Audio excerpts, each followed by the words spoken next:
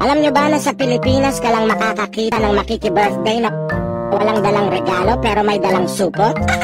Alam nyo ba na sa Pilipinas ka makakakita ng walang trabaho pero araw-araw lasing?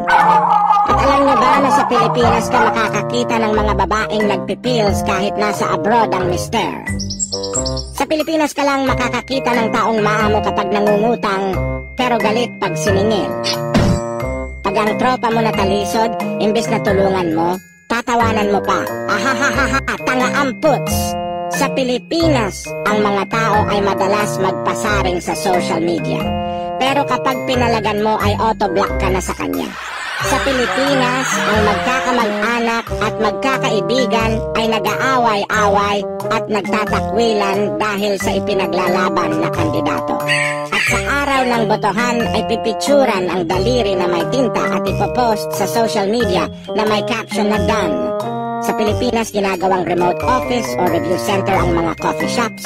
Not only in the Philippines, nagsisiraan pero nagbabanding.